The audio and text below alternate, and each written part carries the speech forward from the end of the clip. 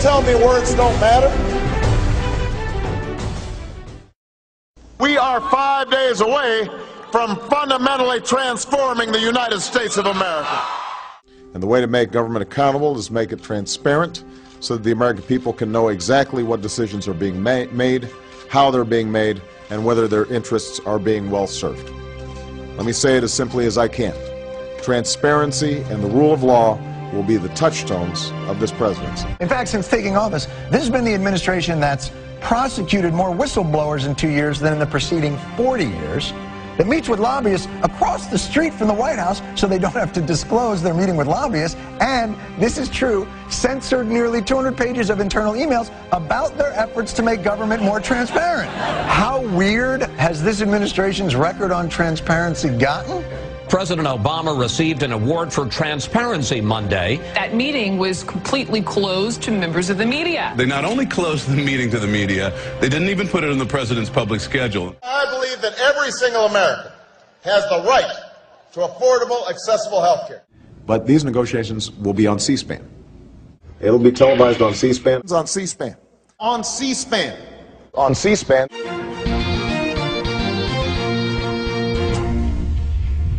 C-SPAN founder and CEO Brian Lamb tells the Daily Caller that C-SPAN's cameras need more access in Congress. Would you have liked to see C-SPAN in the negotiations to see what was going on behind closed doors? The president said that we're all going to be on C-SPAN. He never asked us. This prompted C-SPAN to send a formal letter to Congress today. They are requesting, once again, full camera access to all of the relevant negotiations to how our health care system will be changed in this country. Brian Lamb, the founder of C-SPAN, is urging Senate Leader Harry Reid and House Speaker Nancy Pelosi, along with the president, to allow the public full access. Okay, just lastly, why can't you answer the C-SPAN question? I did. Well, you didn't, because you I said I hadn't seen the letter, which I haven't. Why do you need to see a letter? I mean, this is something the president said during the campaign, and he talked about he wants everything open on C-SPAN. Dan asked me about the letter, and I haven't read the letter. So I'll just ask you about having it on C-SPAN. I understand. I answered Dan's question, and I answered this. A lot of reasons not to do it on C-SPAN. People could showboat. Does he regret making that statement during the campaign? No. If you have insurance that you like, then you will be able to keep that insurance. If you've got a doctor that you like, you will be able to keep your doctor. Nobody is trying to change what works. But I don't think we're going to be able to eliminate employer coverage immediately. There's going to be potentially some transition process. I can envision a decade out, or 15 years out, or 20 years. If you're one of the more than 250 million Americans who already have health insurance, you will keep your health insurance. This law will only make it more secure and more affordable. It's just untrue. A lot of employers are going to drop their health insurance coverage to dump people on the government-run exchanges. One of the concerns about health care and how you pay for it, 1/3 of the funding comes from cuts to Medicare. Right. It is important for us to make sure this thing is deficit neutral, without tricks. I said I wouldn't sign a bill that didn't meet that criteria. They used 10 years of revenues and 7 years of spending and said, see, look, over 10 years this pays for itself. He's cutting Medicare by $500 billion. He cut seniors' home health care by 11%. It's a plan that asks everyone to take responsibility for meeting this challenge. Everybody. Exempting some from complying with the new health care law. They've been granted a special waiver from key provisions of the new law. All this coming out in just the first 2 years. This plan will reduce the cost of health care for millions. Instead, they've gone up by $2,200. Premiums, I think, have gone up 9%. Still leaves 23 million people uninsured. Let me also address an illegitimate concern that's being put forward by those who are claiming that a public option is somehow a Trojan horse for a single-payer system. A single-payer healthcare claim, universal healthcare claim. That's what I'd like to see. I think if we get a good public option, it could lead to single payer, and that's the best way to reach single payer. Nobody is talking about some government takeover of healthcare. I happen to be a proponent of a single-payer universal healthcare claim. And that should never be purchased with tax increases on middle-class families. It may be, but it's still a tax increase. No, that's not true, George. for us to say that you've got to take a responsibility to get health insurance is absolutely not a tax increase. No, but George, you can't just make up that language and decide that that's called a tax increase. I don't think I'm making it up. Merriam-Webster's dictionary. Tax, a charge usually of money imposed by authority on persons or property for public purposes. George, the fact that you looked up Merriam's dictionary, the definition of tax increase indicates to me that you're stretching a little bit right now. But you reject that it's a tax increase. I absolutely reject that notion. But if Obamacare isn't a tax, why did the president's lawyers tell the Supreme Court it is a tax? If they don't pay the tax, they violated a federal law. But as long as they've paid the penalty. If they've paid the tax, then they're in compliance with the law. An extraordinary decision out of the Supreme Court this morning said this is, in effect, a tax. They flipped the position lawmakers have been taking and insisted that the Affordable Care Act was a tax increase. Chief Justice Roberts agreed with the government's position that the, quote, shared responsibility payment under the Affordable Care Act is a tax and not a penalty. And Obamacare doesn't have just one tax. It has more than 20 Obamacare tax hikes.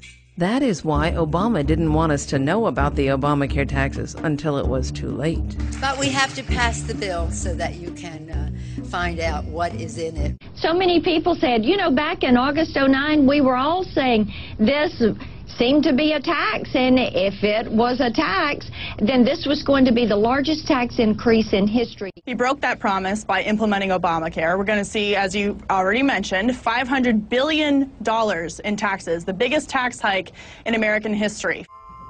And I can make a firm pledge. Under my plan, no family making less than $250,000 a year will see any form of tax increase. Not your income tax, not your payroll tax, not your capital gains taxes, not any of your taxes. But the president of the campaign said that he made a flat pledge that he would not raise taxes on anybody making under $250. So is that pledge still operative? Well, again, I think in some ways your question is hypothetical because there are any number of different bills, different proposals. I think the president has outlined what he believes is the very best way to pay for health care. Hypothetical. He made a pledge. He said, I'm not going to raise taxes on anyone making under $250. Is that pledge still active? We are going to let the process work its way through it. So it's not. So it's not. We're going to let the process work its way through it. All right. If you make under $250,000, you will not see your taxes increase by a single dime. Not your income tax, not your payroll tax, not your capital gains tax. You have, however, said you would favor an increase in the capital gains tax. As a matter of fact, you said on CNBC, and I quote, I certainly would not go above what existed under Bill Clinton, which was 28%. It's now 15%. That's almost a doubling if you went to 28%. But actually, Bill Clinton in 1997 signed legislation that dropped the capital gains tax to 20%. Right. And George Bush has taken it down to 15%. Right. And in each instance, when the rate dropped, revenues from the tax increased. The government took in more money. And in the 1980s, when the tax was increased to 28%, the revenues went down. So why raise it at all? Well, Charlie, what I've said is that I would look at raising the capital gains tax for purposes of fairness. I believe that this country succeeds when everyone gets a fair shot, when everyone does their fair share, when everyone plays by the same rules. It means making sure that the biggest corporations pay their fair share in taxes. That's why I've asked Congress to close some of the biggest tax loopholes exploited by some of our most profitable corporations to avoid paying their fair share, or in some cases paying taxes at all.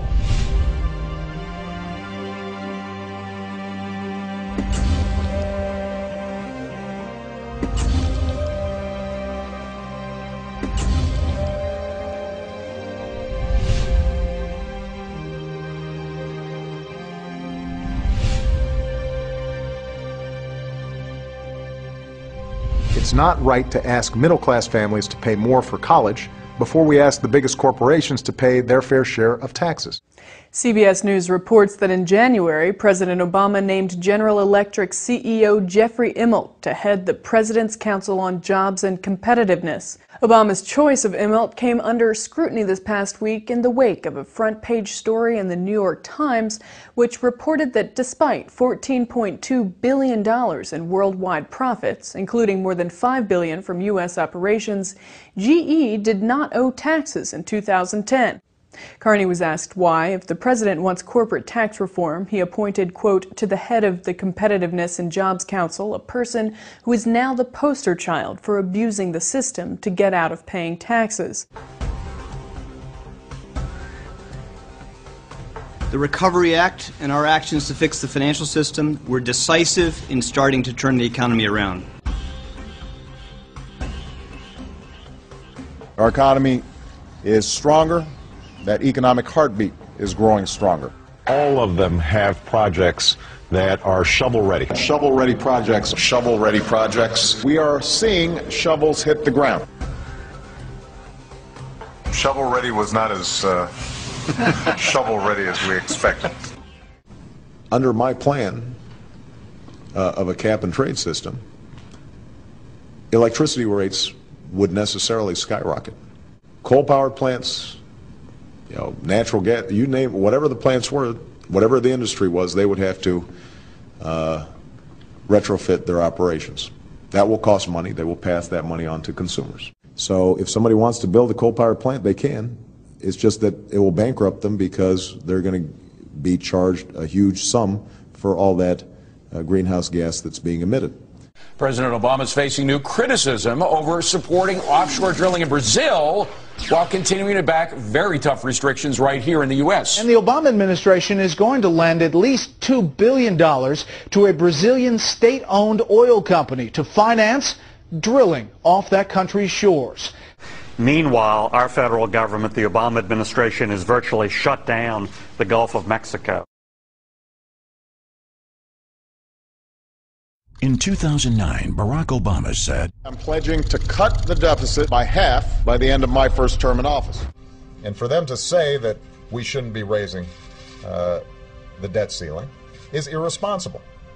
The way Bush has done it over the last 8 years, number 43 added $4 trillion by his lonesome. That's irresponsible.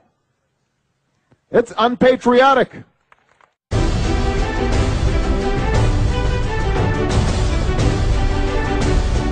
Words matter.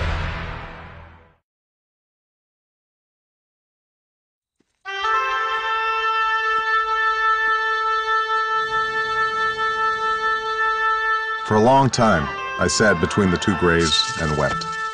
The pain I felt was my father's pain. My questions were my brother's questions. Their struggle, my birthright. We are all shaped by our pasts, and we carry elements of the past into the future. But we have to be careful, because nothing can rob the future quite as much as the debts of the past.